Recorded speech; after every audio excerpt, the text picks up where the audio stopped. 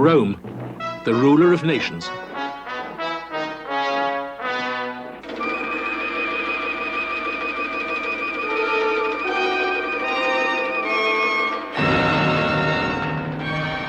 By the 1st century of the present era, all the lands of the Mediterranean had been brought together in the greatest political and military enterprise the world had ever known. The military power of Rome reshaped the governments, the nations, and the peoples of its empire into a single international order. 100 different traditions and cultures were brought together in this vast experiment of rule.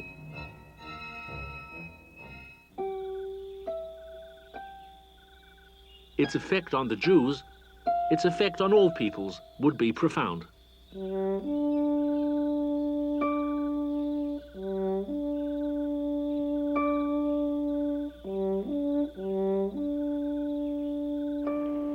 No one could have foreseen the long-range impact of the great Roman conquest, least of all the Romans themselves.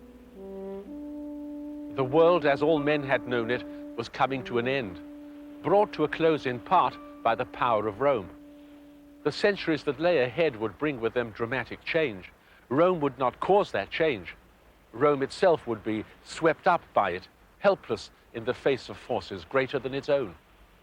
But the vast proportions of the Roman Empire would contribute to an international dialogue whose effects would be far-reaching. New religions and forms of belief would arise and capture the minds and souls of millions of people from the Atlantic coasts of Europe to the farthest reaches of China. A spiritual revolution was about to sweep the world, and the Jews were to have a central role in the drama.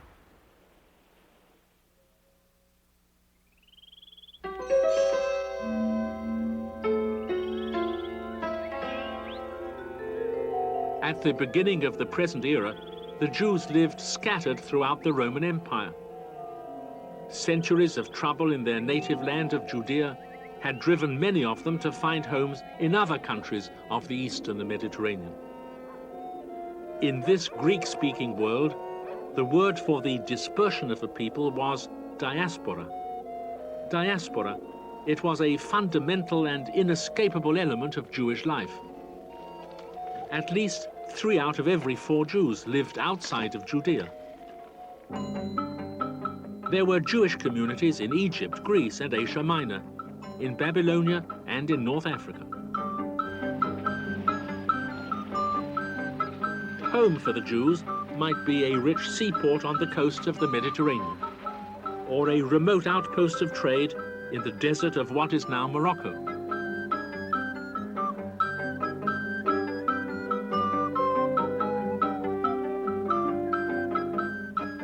The ancient world had never known a people quite like the Jews.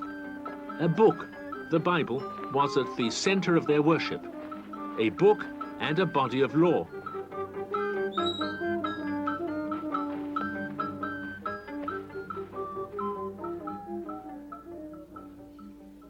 On the island of Djerba, in what is now Tunisia, is a Jewish community said to date back more than 2,000 years. Some of its members still wear black leg bands in mourning for the destruction of Solomon's temple more than 2,500 years ago. The image of Jewish life revealed here is one almost untouched by time. Each moment of life was regulated by the sacred law. Each action was seen as dedicated to God. Their lives were bound up in their religion in their lives. Dio Cassius, the Roman historian, commented, "They are distinguished from the rest of humanity in practically every detail of their lives, but especially in that they refuse to honor any of the usual gods and adore one particular divinity with great ardor and worship him in the most extravagant fashion." The exclusive worship of one universal God. The idea was a novelty. The Jews, scattered as they were, became emissaries for this new view of the world and the universe. By the end of the 1st century, Josephus, the Jewish historian, could observe, "The masses have been for a long time filled with enthusiasm for our pious customs. And there isn't a city in Greece or a people among the barbarians which does not practice our custom of weekly rest, our fasts, our lighting of lamps, or many of our dietary laws. And thus God is known the world over." everywhere customs were being influenced by Jewish customs, beliefs by Jewish beliefs.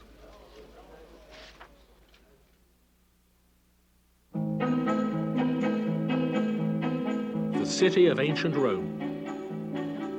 It was a metropolis of almost modern proportions. 1 million people lived in its tenements and palaces. Its teeming streets and marketplaces were a magnet that drew people from all over the Mediterranean. The city embraced them all, tolerating the customs and gods of 100 foreign peoples. Gods, demigods, spirits, centaurs and heroes. Roman religion was a blend of folklore and reverence.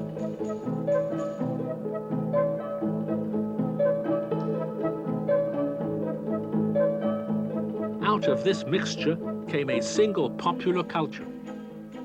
It was a culture in which all could share. All, that is, except the Jews.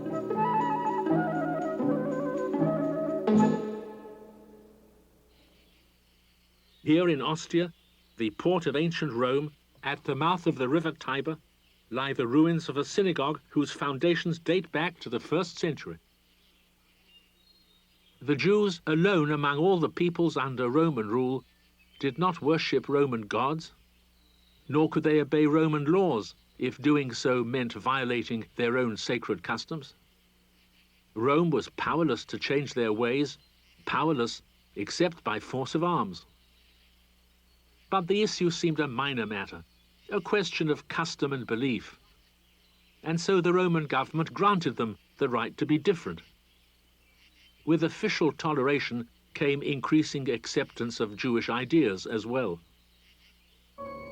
Many throughout the empire were attracted by Jewish beliefs. Many abandoned their gods, turned their backs on custom, and began to worship the one God of the Jews. By the middle of the 1st century, certain Romans were outraged by the continuing spread of Judaism. Seneca, the orator and philosopher, could write, "The practices of this villainous nation have so prevailed that they are adopted by people everywhere. The vanquished have made laws for the conquerors." Over the first 2 centuries of this era, the number of conversions to Judaism increased. The ground was laid for an upheaval in the beliefs of the Western world.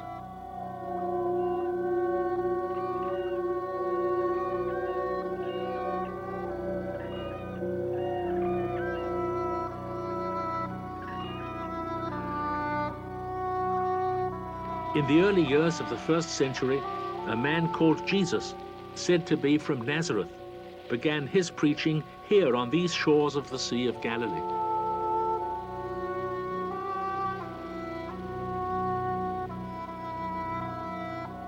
This synagogue at Capernaum was built perhaps on the ruins of the one where Jesus told his parables, as he sought a following amongst the major Jewish centers in Galilee. Those who followed the teachings of Jesus were known among other Jews as Nazarenes. In the beginning, the Nazarene sect was completely Jewish. As a noted scholar has commented, its earliest adherents were synagogue-going Jews or synagogue-going Gentiles. Apart from their belief in Jesus as the Messiah, there was nothing to distinguish them from their fellow congregants in the synagogue. Their ethics were Jewish. Their Messiah was a Jew. All their leaders were Jews. The temple in Jerusalem was still the center of their worship. the Nazarenes were one among many Jewish sects whose fervent beliefs agitated the land of Judea in those years. But their influence was to reach far beyond the limits of this small land. I am a Jew, born at Tarsus in Cilicia, but brought up in Jerusalem and educated according to the strict manner of the law of our fathers. These are the words of Saul, better known to history as St. Paul the Apostle. He and others of his group carried the message of Jesus to the cities of Greece and Asia Minor, and to Rome. In thousands of miles of traveling, Paul visited Jewish communities, tirelessly spreading the message of the Messiah who had come. From Antioch to Thessalonica, from Corinth to the great port city of Ephesus in what is now Turkey.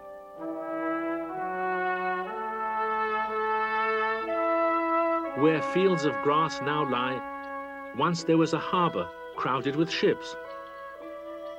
The road that once carried cartloads of produce to and from the docks now stands empty.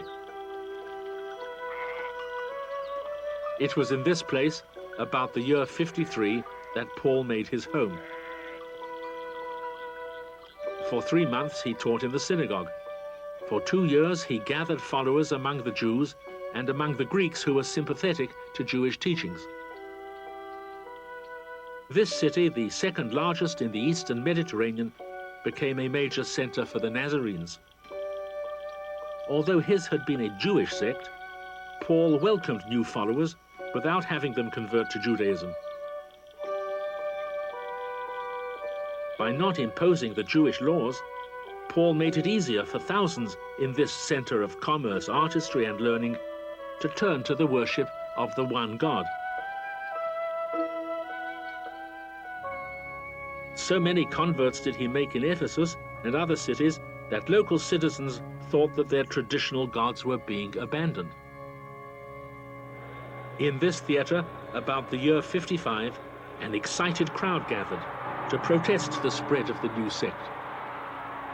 A man named Demetrius stood before them, a jeweler who built statues to the goddess Artemis.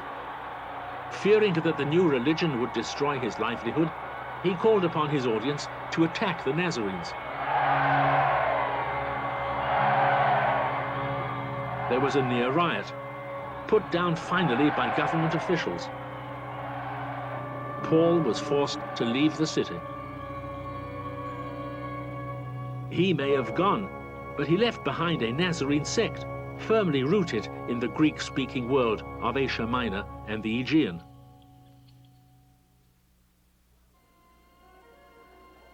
While Jewish beliefs were influencing other peoples, the world of Judaism itself was about to undergo a transformation. Here in Jerusalem, at the center of the Jewish world, there were revolutionaries, radical preachers, sects, and political parties. Some Jews believed in life after death. Others denied it. Some expected a Messiah to bring a holy kingdom to the world.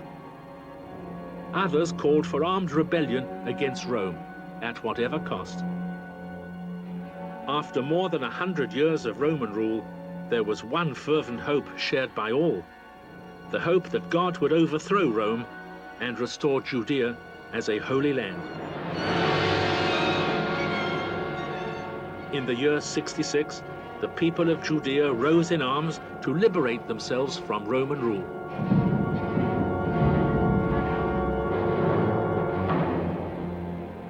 After 4 years of struggle, they were utterly and hopelessly defeated. Their cities were in ruins. The holy temple, the central shrine of the Jewish people, was reduced to ashes.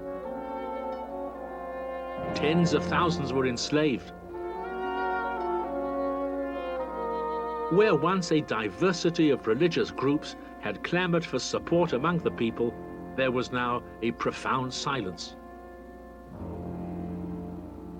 Only 2 Jewish sects would survive: the Nazarenes, most of whom lived outside Judea, and the successors of the Jewish scholars known as Pharisees. In the countryside of Judea, the sage Yochanan ben Zakkai had found refuge from the war that ravaged Jerusalem. Here he gathered a group of scholars.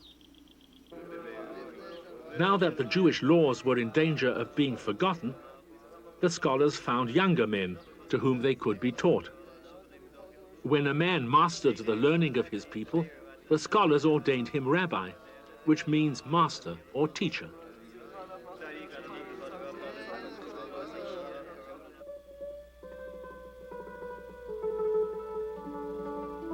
In foreign lands, Jewish communities continued outwardly unaffected by the disaster in Judea, but something fundamental had changed. Here in Sardis, in what is now Turkey, is the largest of ancient synagogues to be unearthed in modern times. Its rich mosaic floors and elegant proportions give witness to the affluence of a Jewish community of the late 2nd century. With the temple in Jerusalem gone, synagogues became the central focus of Jewish life. With the priests gone, the rabbis and the laws that they preserved would guide the people. In their meeting place, their synagogue, the Jews of each city gathered to discuss the affairs of their community, to judge among themselves, to study, and to understand with the help of their teachers how they could better live in accordance with the wishes of their God. This most remarkable of early synagogues was discovered in Dura Europos in what is now Syria. Its illustrations of biblical stories and legends speak of an eclectic and colorful Jewish world. In some cities, there were several synagogues. While the congregation of one might listen to its rabbi read from the Hebrew Bible, at a nearby synagogue, another congregation might join in a prayer believed to have been spoken by Jesus. There was variety and enthusiasm. But within that community, there was a deep and growing rift. It was perhaps inevitable from the beginning. The Nazarenes' belief that God had appeared on earth was of such great moment that it altered their sense of life itself. They had no patience for the details of worship and ritual considered by traditional Jews so important to the service of God. They could not forgive the other Jews for refusing to believe that the Messiah had come. For traditional Jews, however, it seemed that the Nazarenes' purpose was to destroy the very way of life that the Jewish people had preserved as holy. In an atmosphere of growing tension, Nazarene and traditional Jews exchanged bitter threats and accusations. It was in these troubled years of the late 1st century that the historical texts of the New Testament were written. In this same period, the Nazarenes came to bear the name they do today. They believed that Jesus had been the Anointed One, the Messiah, long awaited by the Jewish people. The Greek word for Anointed One was Christos, and in the Greek-speaking world of the Eastern Mediterranean, these followers of Jesus came to be known commonly as Christianoi, Christians.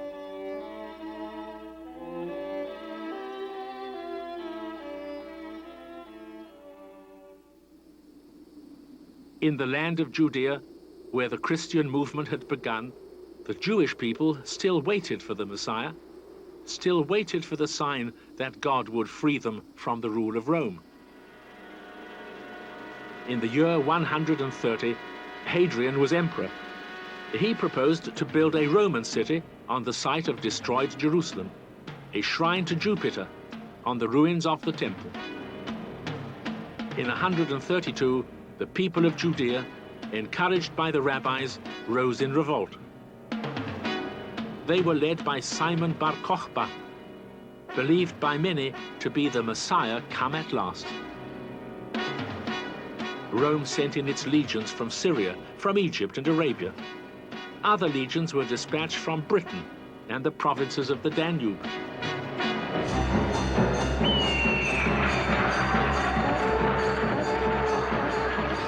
the empire was mobilized.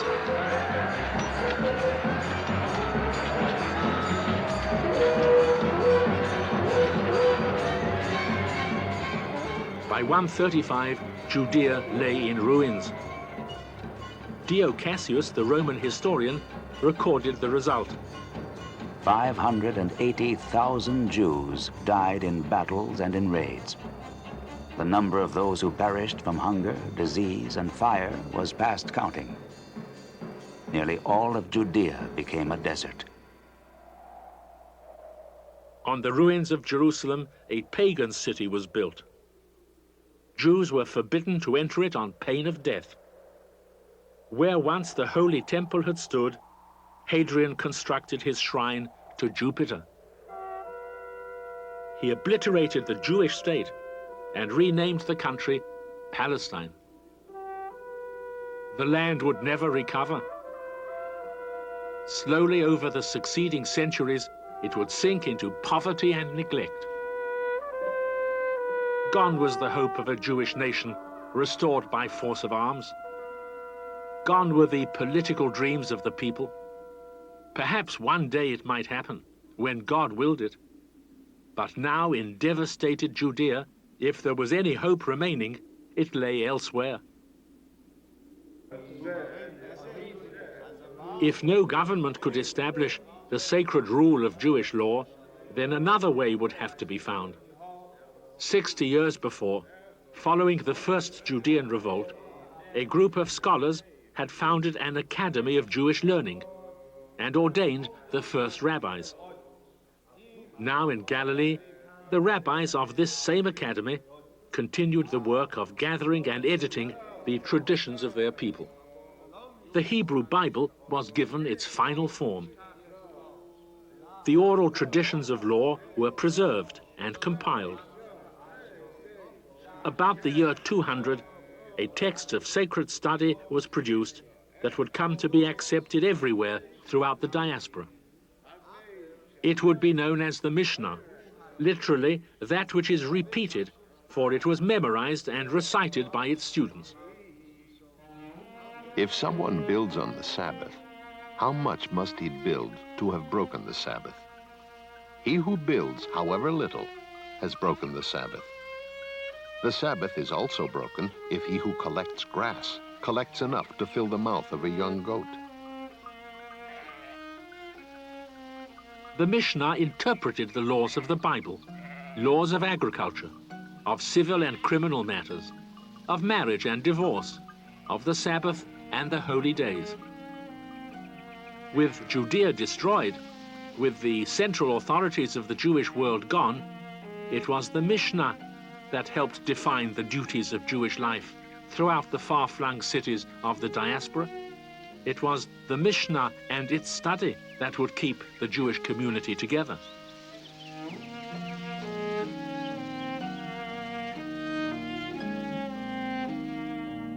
By the end of the 2nd century, while the Mishnah was being completed, the Christian movement entered a critical moment in its history.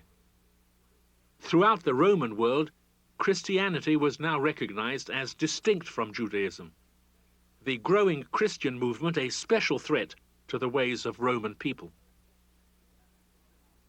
The Christians gather illiterates and credulous women and organize a rabble of conspirators. They despise temples. They spit upon the gods. They jeer at our sacred rites. In the 2nd century, Romans had reason to worry. Their society was in decline. The rich were self-indulgent, the poor rebellious. The growing number of Christians only seemed further evidence that their world was disintegrating. To traditional Romans, Christianity was atheism. It was political rebellion. It had to be stamped out for Roman models to survive.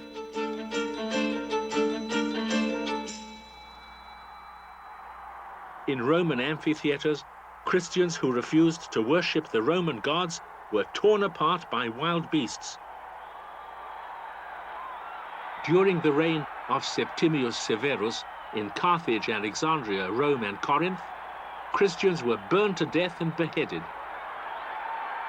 Fitfully, uncertainly, without any clear policy or program, Rome tried to rid itself of this revolutionary sect.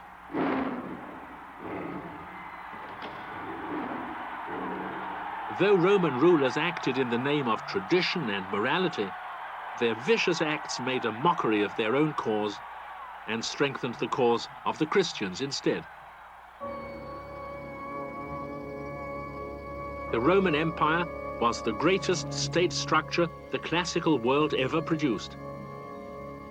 Despite its complexity and far-reaching size, it remained dominant and vital for more than 300 years.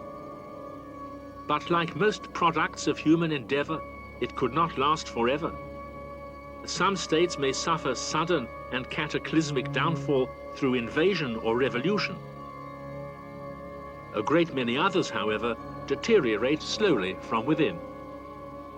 That, at any rate, is what happened to the Roman Empire. The process of decline extended over 4 centuries. By the 2nd century, the period of expansion of empire had come to an end. Military power had begun to wane. By the beginning of the 3rd century, there were signs of exhaustion within Roman society itself.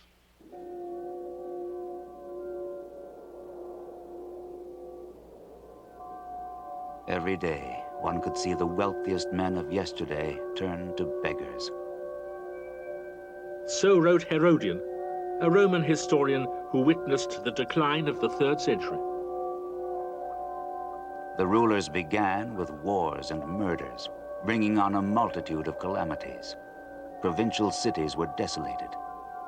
The land was laid waste, and thousands of human beings perished. Taxes on the land forced farmers into debt. Irrigation and drainage works were neglected, fields abandoned. People fled the cities for the wilderness.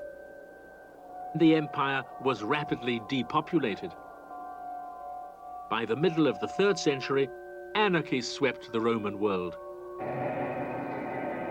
In the 50 years between 235 and 285, Rome had 26 emperors, only one of whom died a natural death. Rome teetered on the brink. Then at the end of the 3rd century, one man turned back the tide of disaster, the Emperor Diocletian. He took strong measures to save what he could. He abandoned Rome as the capital for what he called military reasons. He took the drastic step of dividing the empire into 2, the Eastern and the Western Roman Empire. He appointed a ruler of each to be called Augustus, each of them with a Caesar under him. But these desperate measures could only postpone. They couldn't avert the collapse. After the abdication of the Emperor Diocletian, there took place a chaotic struggle for the succession. The victor that emerged was Constantine, the son of one of the rulers whom Diocletian had appointed. Constantine, one of the truly remarkable and complex figures of history. A soldier, a statesman, both pragmatic and idealistic. A story is told that on the eve of the battle that placed him in power, Constantine had a vision. In the sky he saw a cross and the words "in hoc vince," through this conquer. That is what he proceeded to do.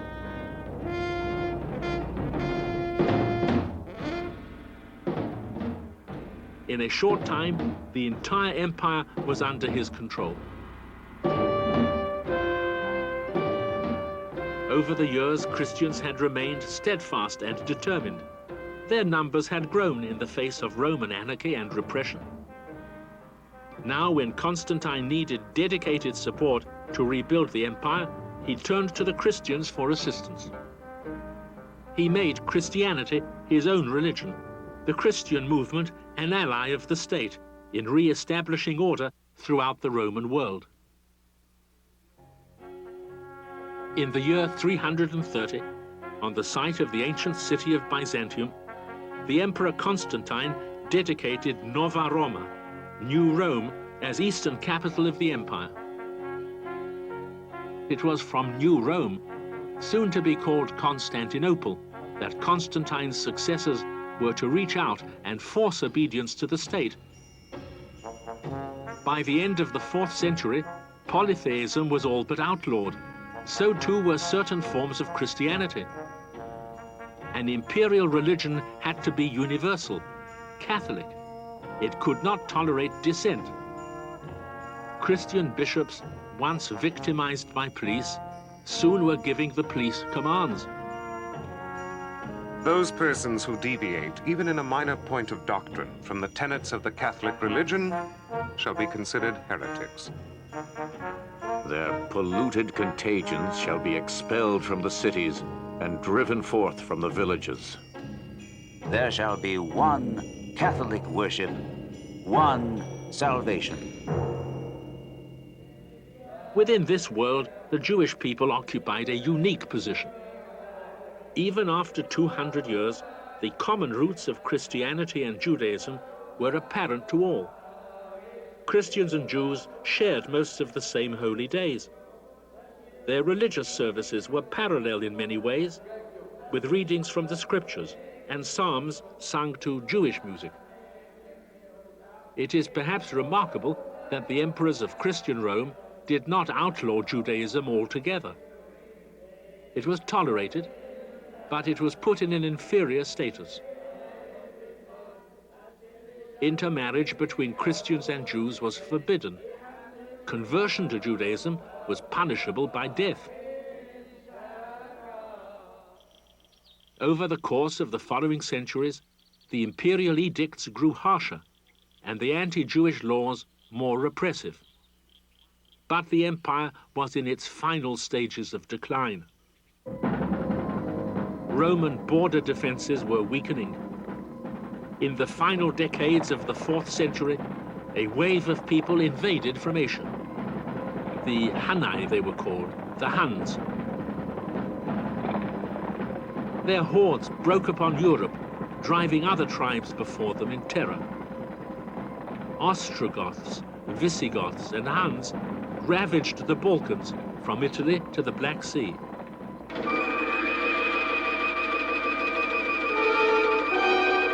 The eastern and western halves of the empire were isolated from each other. The Roman government was thrown into chaos.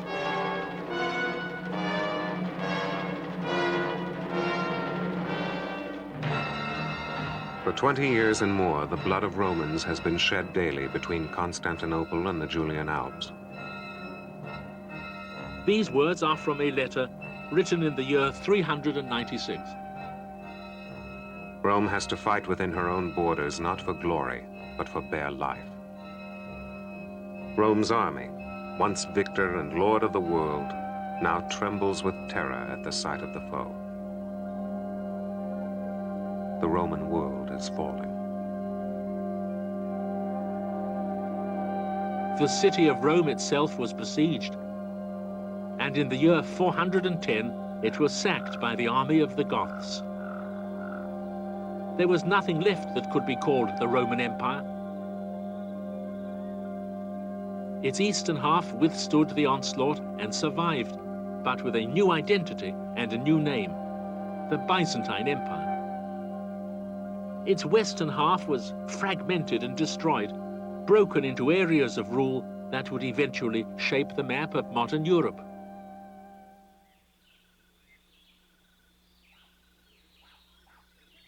In provincial towns and villages, the natives no longer looked to faraway Rome. They found whatever protection they could among themselves. They ceased to be Romans and became instead Franks, Burgundians, Britons, local peoples.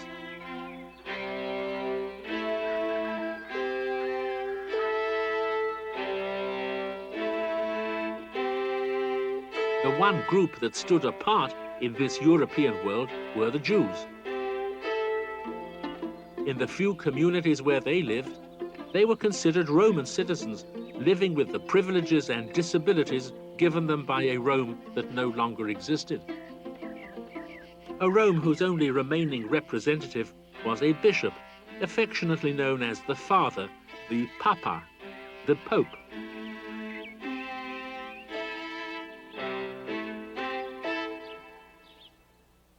The great dome of St. Peter's dominates the Roman sky. But for more than 1,000 years before this cathedral ever existed, the bishops of Rome were a stabilizing influence in a turbulent and chaotic age. Invaders and counter-invaders swept in waves across Italy. They came and went, but the bishops of Rome remained.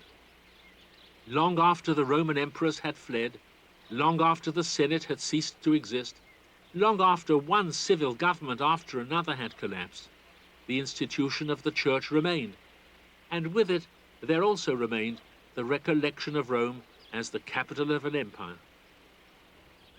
As in the present time, the papacy had a great symbolic influence. By this I mean a capacity to exercise authority without coercive power. But from 590 onward, the influence of the papacy became much more than symbolic. It became tangible, it became political, it became temporal, because 590 was the date of the consecration of the great Pope, Gregory the Great, Gregory the First.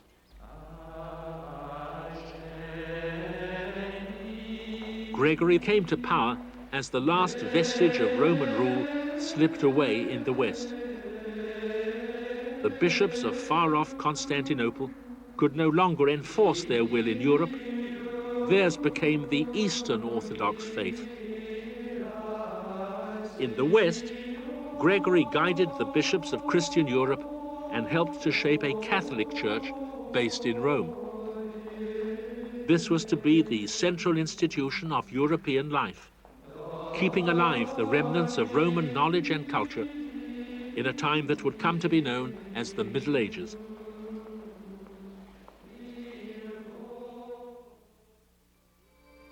In the east, near the banks of the Tigris and Euphrates rivers, life continued, unaffected by the disasters that had struck imperial Rome. While Rome struggled against wave upon wave of invasions, the Persian Empire reached a golden age of art and culture.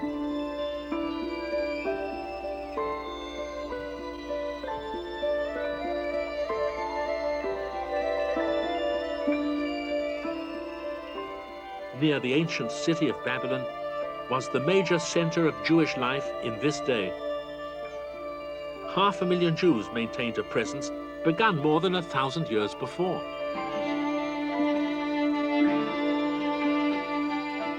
Here the descendants of the Jews deported by Nebuchadnezzar had established major centers of learning and rabbinic study. The Jews of Babylonia shared in this rich culture, and they flourished. In the Babylonian academies of Jewish learning, rabbis discussed and analyzed the ancient texts of their people. They studied the Torah and the Mishnah. Over the centuries, the discussions of the rabbis were remembered and passed on to later generations of students. In Galilee, other academies of scholars carried on a similar process. What resulted was a body of literature like no other ever produced. The scholars in Galilee and Babylon created a monumental source of Jewish culture known as the Talmud. They wrote commentaries on the Bible, and then commentaries on the commentaries, and then they commented on all of that. And thus they produced a rich, copious, voluble, chaotic, but vivid body of writing containing literature, legend, and law.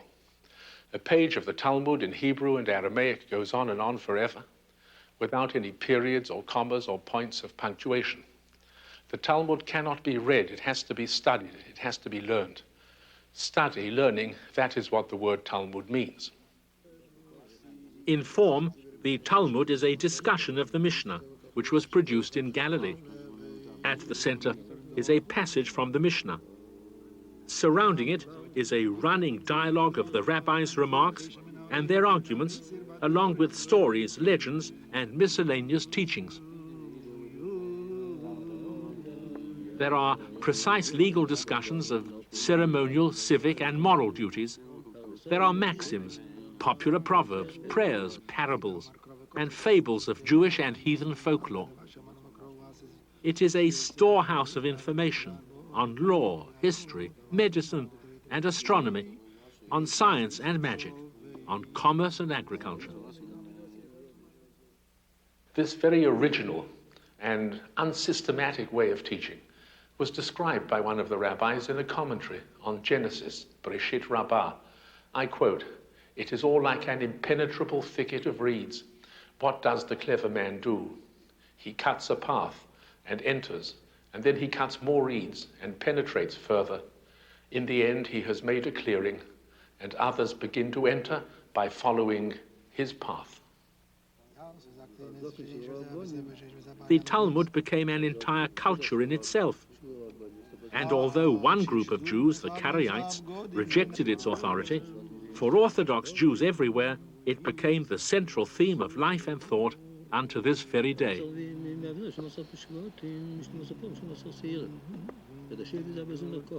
In the course of time, the study of the Talmud became consecrated as an act of virtue, a symbol of devotion to God.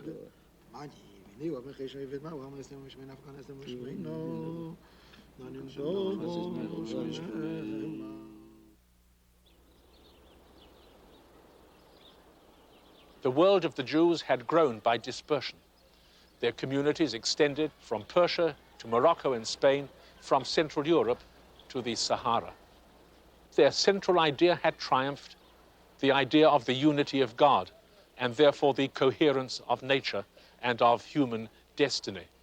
That idea lived on in their biblical texts and Talmudic writings, and through Christianity, it had become the normative principle of the Mediterranean world.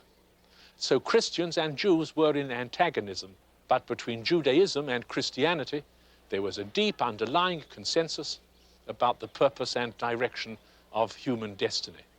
That consensus was now to be enlarged. A vigorous militant assertion of it would spring out of the blazing desert sands of the Arabian Peninsula. Arabia. This arid land extended eastward beyond the reach of empires. Across its wastes, caravans passed, carrying goods from India and Africa to the settled lands of the Mediterranean. Its tribal people combined the worship of their ancient deities with elements of Judaism and Christianity. At the beginning of the 7th century, in the city of Mecca in Arabia, a merchant named Muhammad had a vision.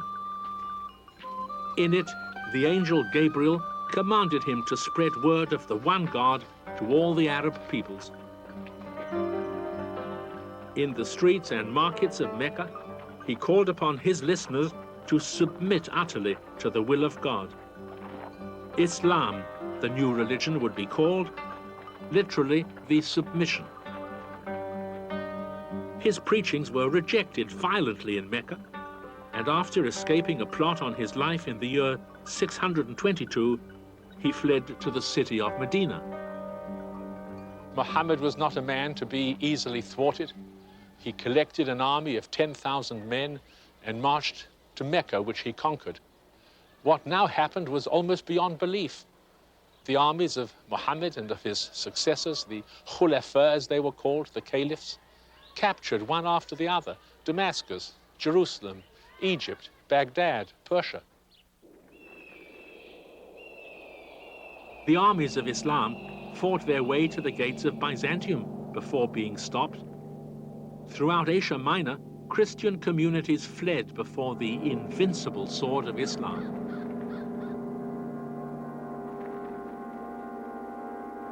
The mountains of Cappadocia in modern Turkey still bear scars inflicted in that day. Here, Christian refugees carved homes for themselves out of the raw rock of remote cliffsides. Christianity, once the official religion of the entire Mediterranean, was forced into retreat. Here in a final hiding place, people of what had been the Eastern Roman Empire found holy solace in the darkness of their caves.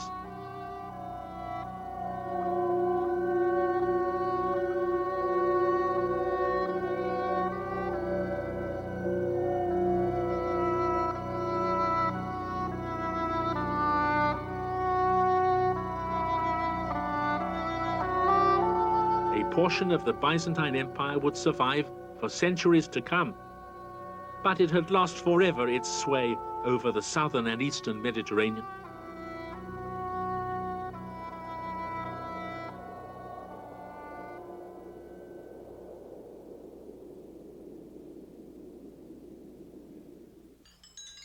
The age that was now dawning would be known as the Arab Age.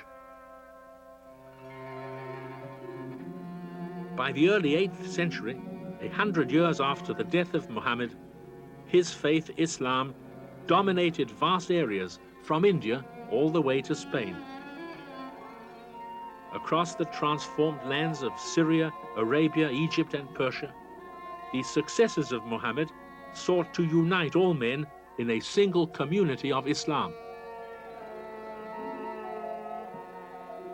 There was to be no priesthood, no hierarchy, no central capital. The mosque, the place of worship, was to serve as the one gathering point for all men.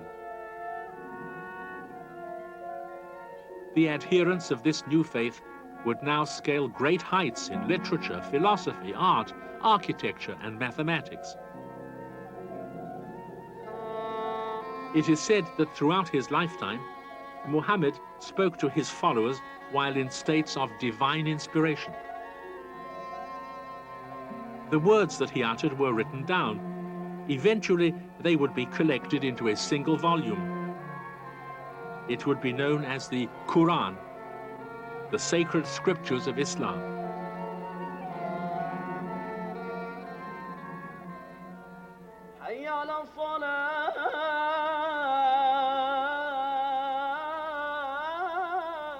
Come to prayer. Come to prayer. There is no God but the God.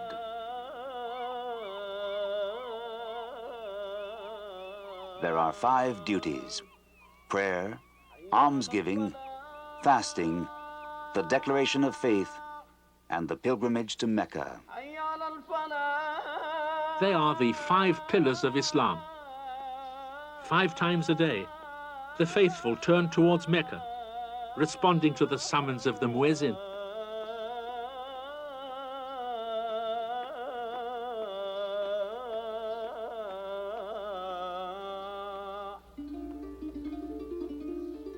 La ilaha illa Allah wa Muhammad Rasulullah.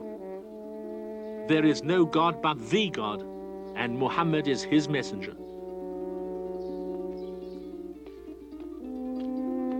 By this central declaration of faith, the Muslim accepted all of the teachings of Muhammad and swore allegiance to the community of Islam. It is written in the Quran, We believe in God, and in that which has been sent down to us, and sent down to Abraham, Ishmael, Isaac, and Jacob, and to the tribes, and that which was given to Moses and Jesus and the prophets of their Lord. We make no division between any of them, and to him we surrender. By the 8th century, 9 out of 10 Jews lived in the Islamic world.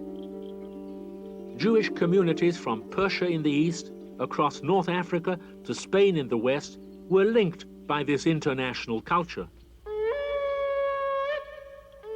A new age was about to begin for the Jews of Arab lands. With the conflict between Islam and the Byzantine Empire, Christian trade routes through Muslim lands were abandoned. Until this time, the Jews had been known primarily as craftsmen, metal workers, jewelers, dyers. Now Jewish merchants gained prominence. It was they who took over the trade routes that the Christians left behind. Jewish merchants were the only ones permitted to travel freely in both Islamic and Christian lands. More and more they dealt in goods in cities that flourished along the caravan routes of North Africa and the Near East.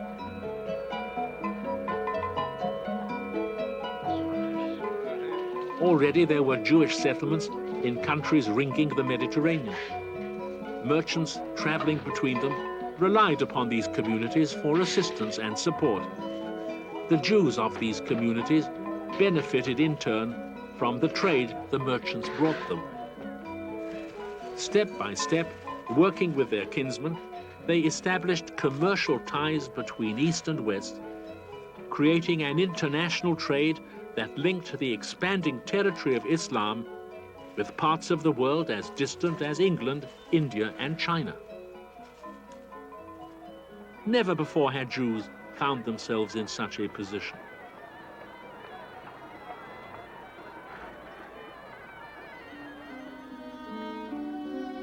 The effects of their new prosperity and prominence were to be far-reaching.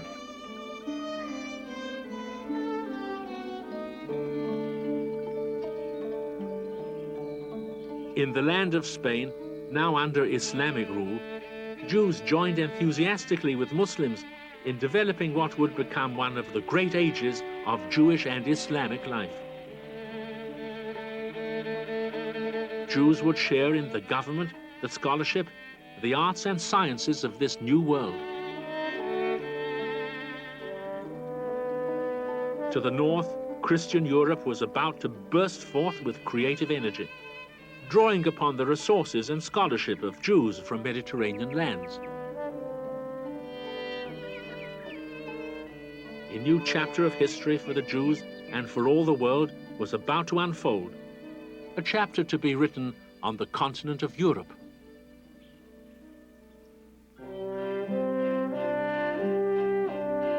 "800 years before, the Jews had seen their land destroyed, but they themselves had persevered. They had endured because their sense of purpose as a people remained undimmed. They had adapted to life without a land of their own, and they had preserved their customs as an act of devotion to the one God, the God whose covenant in Sinai they still remembered, the God whose nature they still proclaimed to all the world." 800 years had witnessed the rise and fall of empires. They had witnessed the changing fortunes of individual men and of entire peoples. But throughout this period, one thing had survived and advanced with inevitable force: the belief in one God and in a moral law that applied to all mankind. Starting as the unique concept of the Jewish people, it had come to be accepted in varying forms by most peoples throughout the Mediterranean region. The paradox was that although Judaism, Christianity, and Islam were united by profound ethical and spiritual convictions, these three great religions remained in competition, sometimes in bitter competition, as the brilliant and troubled times of the Middle Ages would soon demonstrate.